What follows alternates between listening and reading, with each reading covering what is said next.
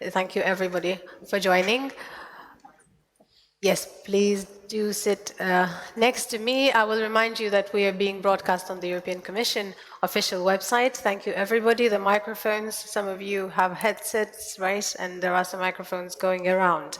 And I want to start with the Commission. Thank you for your inspiring presentation, and thank you for being so efficient and making this on time after this other high-level meeting that you had in the morning.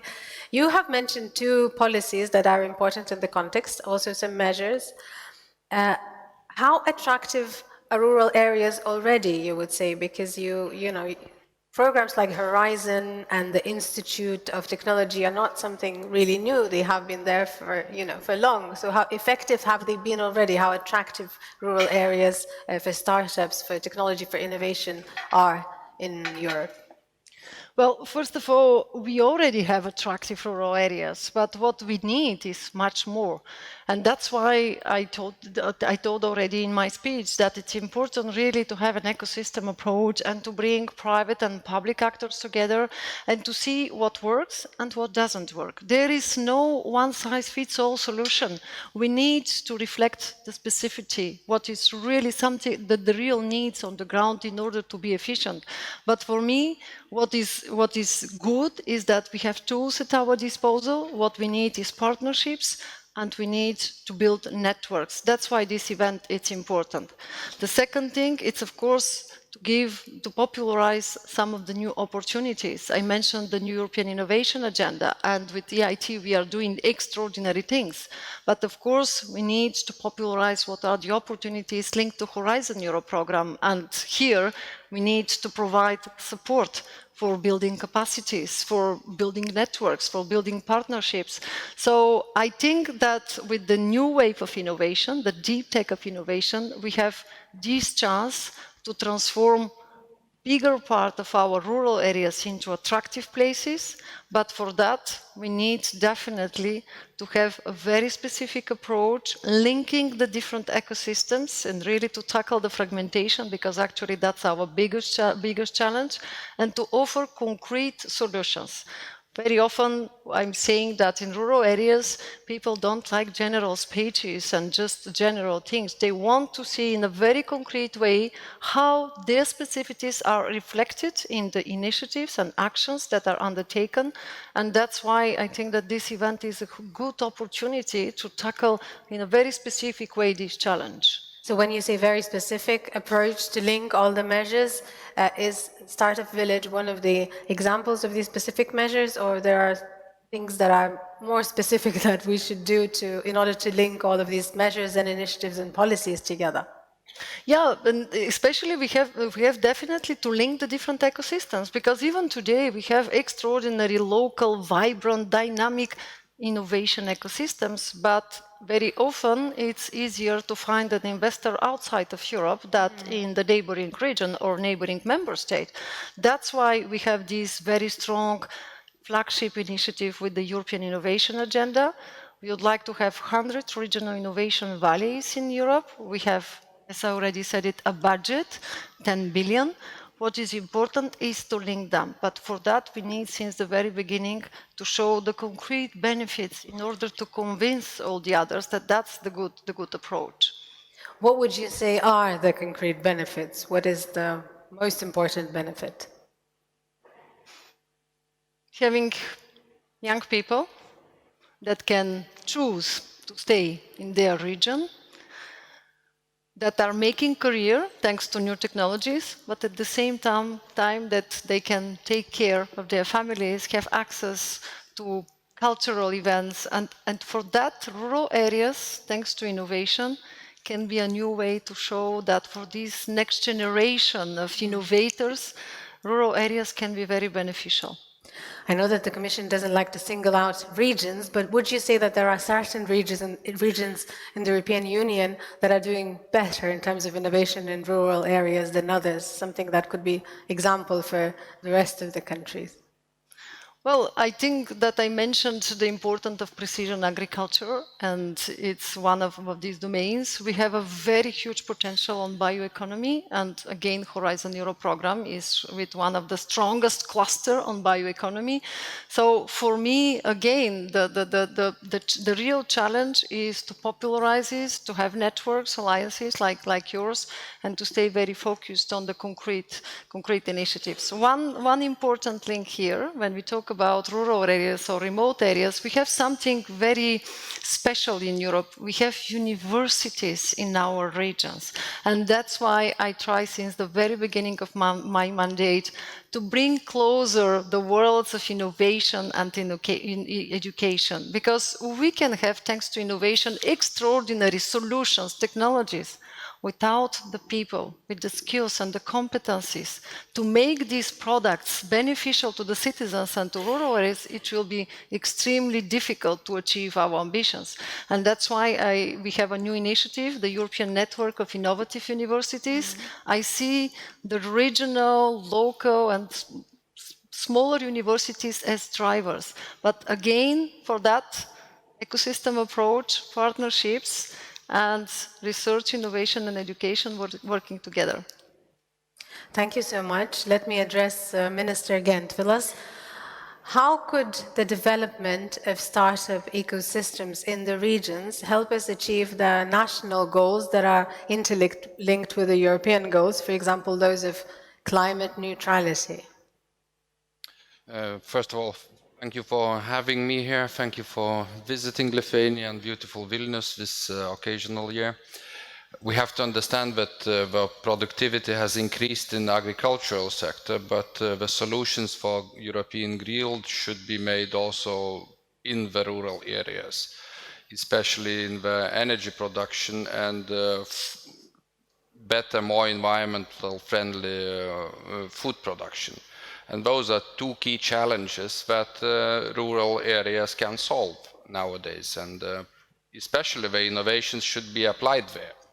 Now it's a matter of a fact, will the innovations be made somewhere in the university hub cities, elsewhere in metropolitan centers, or will it be made by the rural startup villages based in rural areas?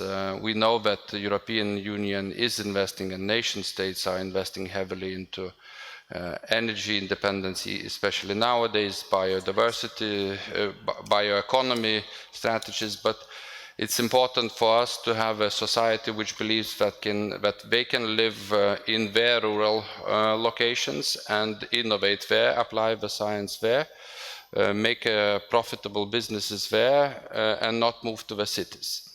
And being here in Vilnius in Lithuania, maybe it's worthwhile to mention that we actually, the whole Lithuania is a rural location.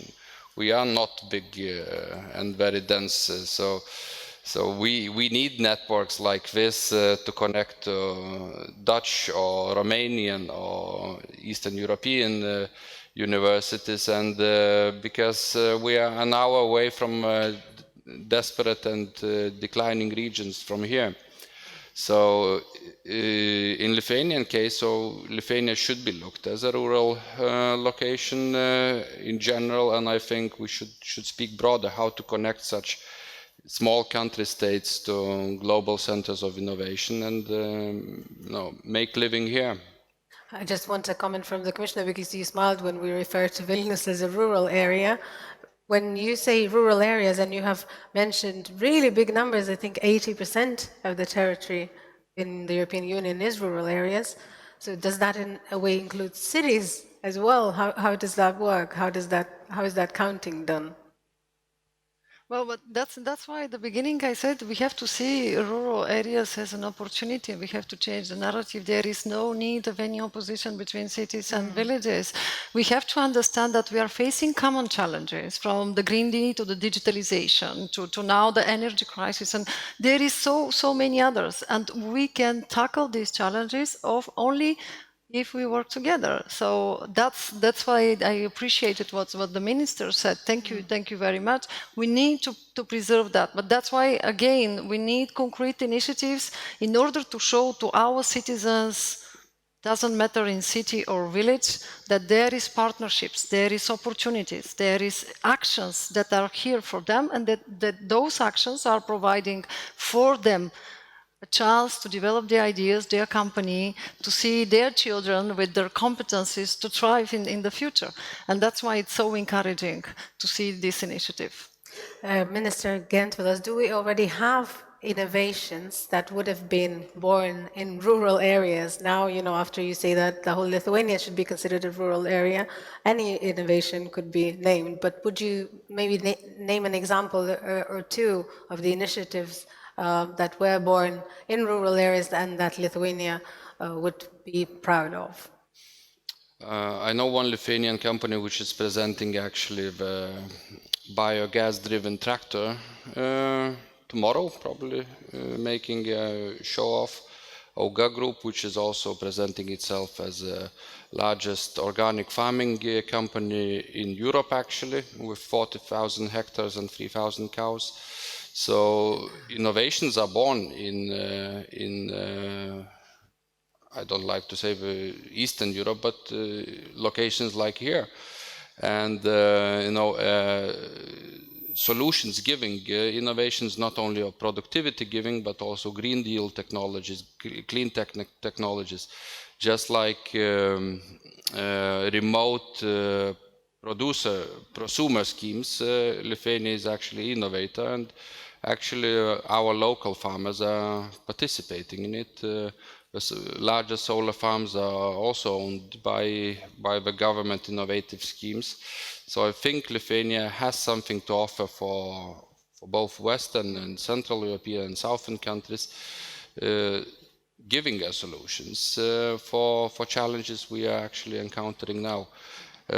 Not to mention Vinted, our prime startup. Maybe it's a not very rural innovation, but actually it's waste prevention is one of the biggest deals, and Vinted has offered the global solution. And it's a unicorn as well. Let's mention that, one of the two that we've got in Lithuania. Minister Šiugždinienė, when we talk about employment in the regions of Lithuania, what we really often refer to and mention is the lack of competences, lack of difficulties in attracting talent. How do you think could education, vocational training, and opportunities like that, reskilling, upskilling programs foster the building of startup ecosystems? Thank you very much for inviting me into this forum. And I liked very much what you have said, that our villages and regions should become areas of opportunities. And I think these areas, to become area of opportunity, depends on various factors, and social, cultural, and also possibilities to receive good education. So I think I just would mention a few maybe areas which I think are very important. So firstly, what is important for us, that our business and industries would feel that they are real partners of our educational institutions, especially talking about the VET, for example, that they are partners and that we feel that they really has a say, not only like to tick a box and to come to participate in like some committees and etc., but they are real partners, and they are participating in deciding what type of specialists in which areas we would need to develop to educate in specific region. Therefore, for example, this year we made an amendment to the law on that, and we provided more autonomy for our VET institutions together with industries and businesses to decide on, based on the needs of the area, on the region, what kind of specialists, what are the numbers of the specialists, and what do they need in order to make the area to develop.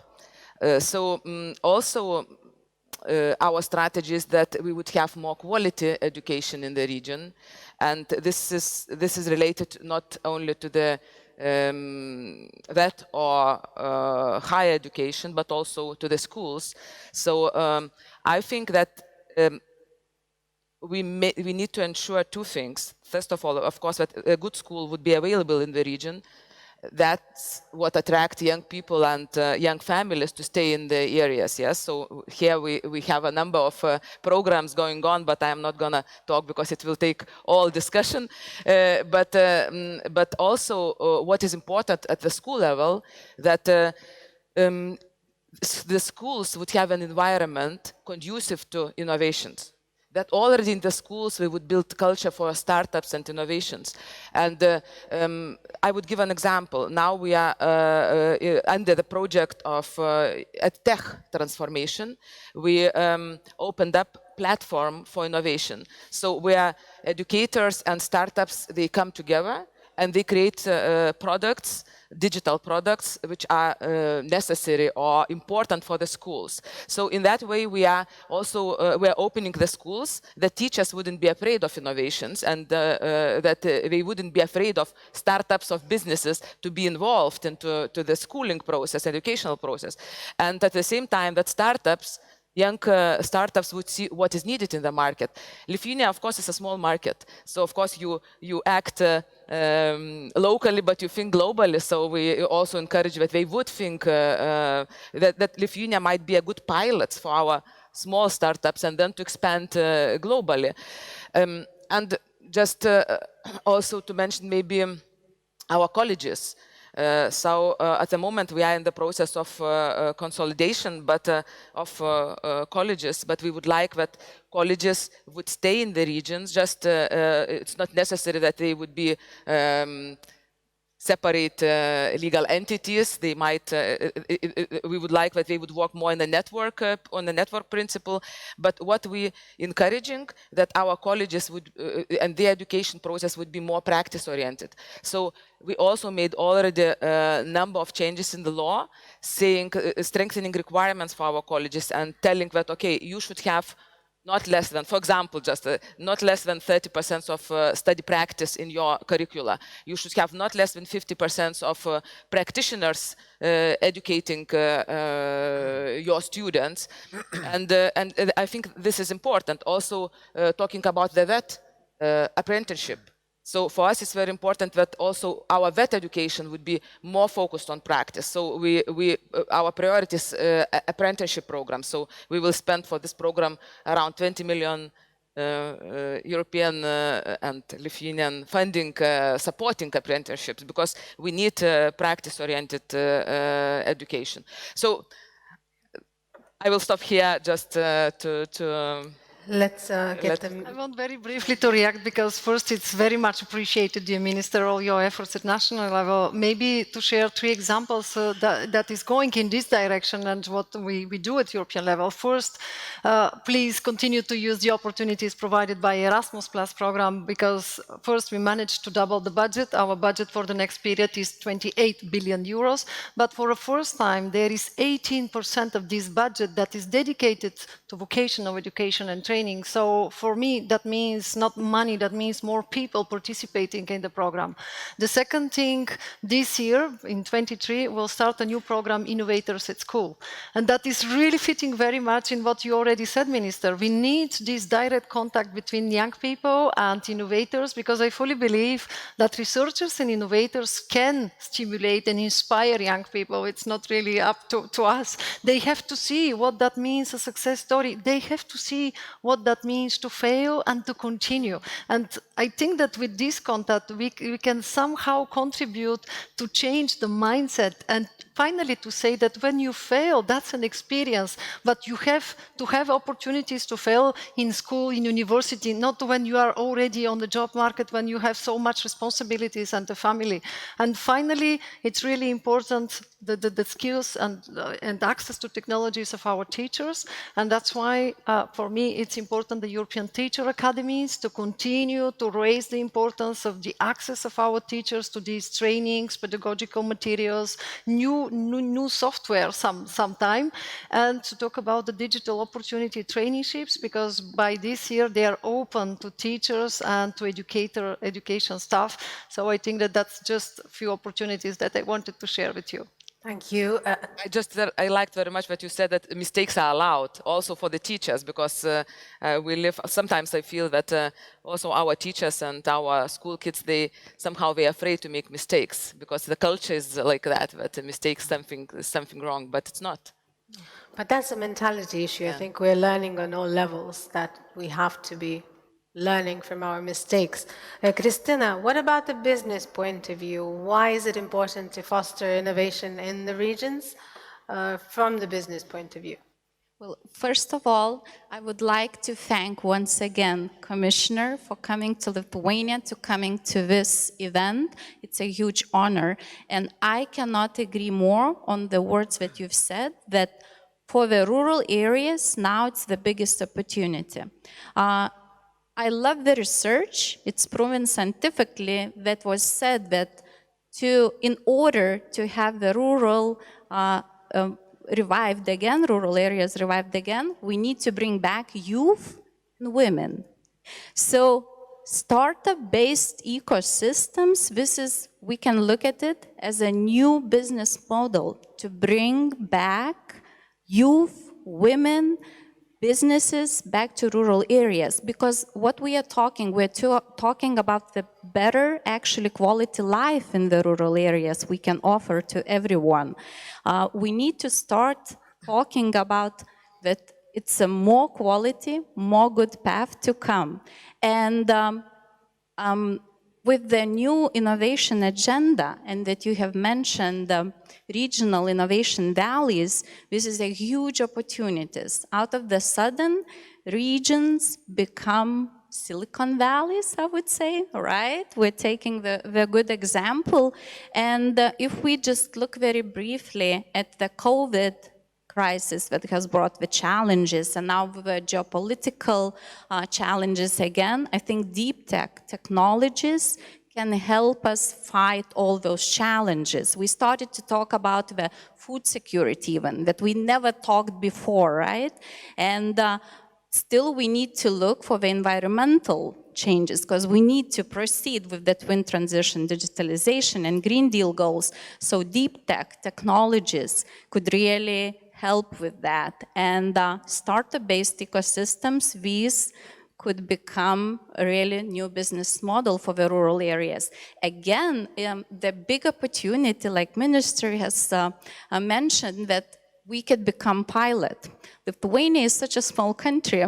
We could be a huge pilot on different initiatives. And I think since Minister Gentvilas also mentioned, we are rural areas. We have lots of rural areas here, so we could become startup village and to show what kind of opportunities we could be evolving with. Again, we have lots of big businesses, corporations acting in the region areas, and I think this is another opportunity to attract them, to collaborate with them, so they would act as mentors, for the startups to come, because we need infrastructure, we need mentoring. This is very important. So again, and those corporations, those businesses could also help with the upskilling, reskilling that we need. So these could be starting points, and the collaboration is very, very important at this point. Thank you so much, Andy. I would ask for your contribution as well. EIT Food, it is a leading and one of the most influential organizations in the sector. You have received some praise from the Commissioner as well. What is it doing to support building startup ecosystems in the regions? Yeah, thank you for the question. So, sorry. First of all, who we are. So EIT Food is a European Union-funded nonprofit that aims to transform the food system. In other words, what we owe the citizens of Europe is to help them to become healthier, reducing the risk of non-communicable diseases and obesity through food, malnutrition, but also to reduce the negative impact of the food system on the environment. So basically to reduce greenhouse gas emissions, less water use, but also better circularity of the food system in order to reduce food waste. And we do this, we believe in knowledge triangle integration. So what we do is we do projects. We basically fund projects that aim to do all those things. We look at all the challenges across the whole food system from farm to fork, and we invest in those that help to remove barriers to industry uptake of great solutions. And so knowledge triangle integration means we always have industry players working with a knowledge actor, so either university or research center, along with startups.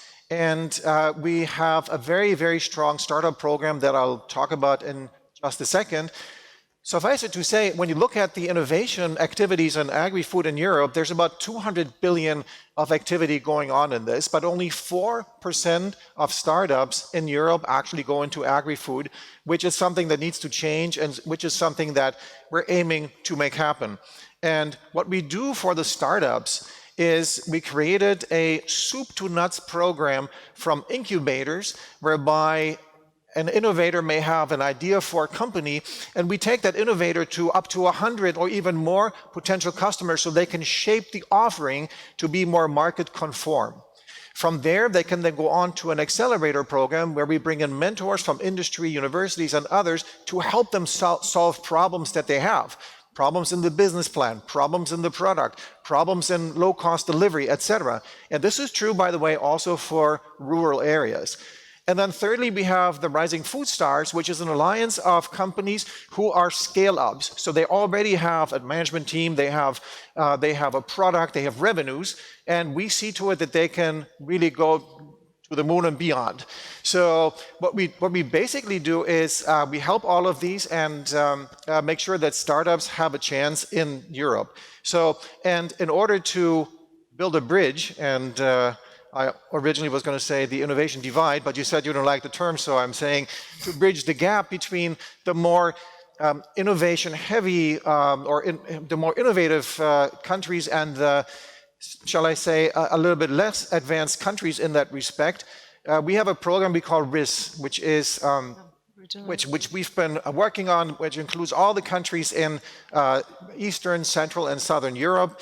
And what we do there is all the things that we normally do, namely working with startups, working in education, working in innovation. Innovation for us means product development. And we work all of that in Eastern and Southern Europe and Central Europe with our hubs. One of those hubs here is Agri-Food Lithuania, who we're very proud to collaborate with. But we fundamentally have currently something like 21 hubs in 15 countries across Europe who do something like you do. In fact, there's one also in Latvia. The Technical University of Latvia is another one of those hubs. And they are the ones that push forward all those programs that we would normally do in other places with offices of our own and all the support. So all the support from headquarters, as you know, is always given to you and from the regional offices. So some of the programs we do is, just one quick example is empowering women in agri-food, the EWA program, which to us is really an important one. Since 2020, 260 female entrepreneurs from 15 countries were actually mentored and trained up to come up with ideas for starting new businesses. And actually here in Lithuania, there's one person who actually won the EWA award for 2021. And we're really proud of the fact. Her name is Giedre Kezionaite. Hopefully I pronounced that correctly. There she is. Congratulations. Hey. So this is an empowered woman in agri-food, which is really great. So we do a lot of these programs. We put the startups at eye level with industry to make sure that they play a role, and we bring in these folks into those programs. Currently, we work with about 150 or so startups every year. And right now, there's actually a call open for bringing in additional startups for the incubator program, for the accelerator program, and for the Rising Food Stars. So if there's any startups here, or if you know of any, I encourage you to apply for it because it's a terrific program. Startups work eye level with industry, get access to markets, get access to an excellent network, and also access to financing because we have a network of venture funds and private equity firms that work with us day by day. Last year alone, our startups attracted 400 million of external funding. We had a KPI of 50. So, I mean, we blew that out of the ballpark, which is really excellent. Thank you. I think it's always a good idea to remind everybody of these open calls because this way we get more and more innovation, right? We are moving towards the end, and I just want to be a little provocative at the end and say, you know, this may all look really nice theoretically, measures, policies, and programs, but if people continue not to move to rural areas, if no one wants to use the funds, all of this may fail, you know. Potential should be unlocked in Lithuanian villages. That's what the parliamentary speaker said in the beginning in her opening speech. But if people don't want to move there, we are not as successful as we are willing to be. What do we do to ensure maximum impact, Commissioner? Be bold and think out of the box. I like short answers. It's good because it also helps us with the schedule. Anyone wants to add a short comment? What do we do for this not just to be theoretical, but for rural areas to actually be those where people want to actually move and innovate? So first of all, I think there's people that move there, but there's also people that are already there. For example, farmers, right? So we have across Europe a program called Test Farms, where farmers actually let innovators come to their farms to test innovations, agri-tech. And I think that already in itself makes it sexy for some of those innovators to come and test their innovations. If we could find a way to do additional little elements, namely bring some learning institutions out more into the countryside. Some of them already are, but maybe there's additional branches that can go there. And if we also could find a way to bring food tech in addition to agri-tech there, then we could actually build more resilience into the rural areas, right? So because we're shortening supply chains, now we're looking not just at technologies for farms, but we're also looking at technologies to process, technologies to store, to distribute and stuff like that. So bringing both agri-tech and food tech together, learning institutions, and the last element, some broadband internet, or at least, you know, some kind of It's not a problem in Lithuania. We have the fastest internet, you know. We're fine here. Oh, okay, fantastic. Yeah, but it's important for other countries. Mr. Gentvilas, you wanted to add a short comment? Maybe I could be wrong, but a proper and equal public education for kids, because high talents would not move to rural areas if kids are not successful there and don't get the same opportunities as urban kids. And I know this is the issue everywhere in Europe, that you feel that your kid would succeed in a big city much more than in somewhere in northern Sweden or rural Lithuania. Minister of Education would probably agree. Yeah, that's what I said at the beginning, that good schools should be available. But what I think that is very important, it's entrepreneurial mindset. And also, this starts in the kindergartens and in the schools. So three things what our strategy is tackling this mindset issue, because it's extremely important, innovation culture, entrepreneurial skills and mindsets. So it's expanding teaching economy. In 2025, we will have, for the first time in Lithuania, exam of economy. We never had that. So that's very important. Secondly, it's career guidance in the schools. So we need to provide not only academic advice for our students and parents, but also career advice. That's what we introduced from the first grade, that career advice will be provided to parents and also students, to help them to recognize their abilities, to recognize where they are strong and what their talents are, to go out to see business, to go to see startups, and etc.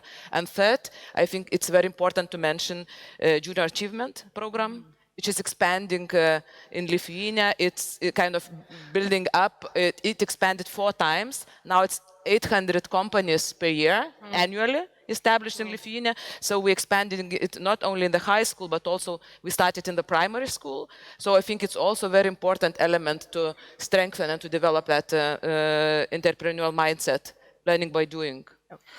And the final word from me. So I think the key of the success is collaboration. Collaboration from the highest policymakers as commissioners, going to the national level and collaborating with businesses, with the society. And that's why we also came to here today to create Network of Networks, Startup Village Alliance, in order to continue, because not the talks, but the actions matter. So just to reiterate really briefly, agri-tech and food should work together, broadband internet, entrepreneurial mindset, be brave and bold, equal education opportunities for everyone, career guidance for schools, junior achievement program is a good example, and collaboration on the highest level. Thank you so much for this. Thank you and good luck with your work.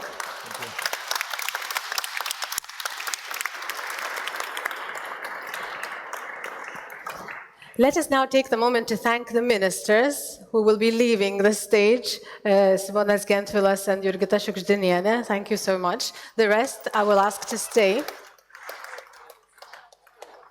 because we will take the moment to celebrate the signing of the memorandum, which will be delivered to the commissioners, so please do not leave the stage either. I will name the alliance members who have already signed the memorandum, and the document will be then delivered to the Commissioner Maria Gabriel. There will be a photo opportunity, so please do not leave the stage just yet. And those who are already on stage, I will ask them to be joined by Dr. George Beers, who is coordinator at Smart Agri Hubs, Wageningen University and Research. Your round of applause. President of the Lithuanian Confederation of Industrialists, Vidmantas Janulevičius. Thank you for joining us too. CEO at Food Scale Hub on behalf of Agri-Food DIHS Network of Networks, Vladan Radicic. Thank you so much. Last but not least, President of European Cluster Alliance, Antonio Novo Guerrero. Thank you so much for joining us too. You're welcome on stage.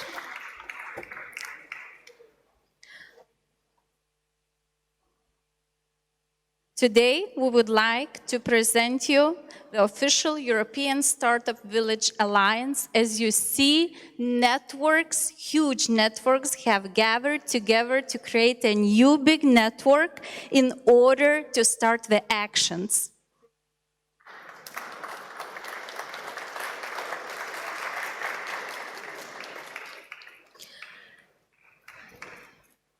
Photos, yes. Photos and smiles, congratulations. Thank you so much. Thank you so much. So the memorandum was signed and it is delivered to the commissioner. Thank you everybody for your participation. And I will just mention that it is a memorandum that everyone was referring to in the morning, and we will discuss the meaning and value of the memorandum just in a minute. Your big round of applause for all of the people here.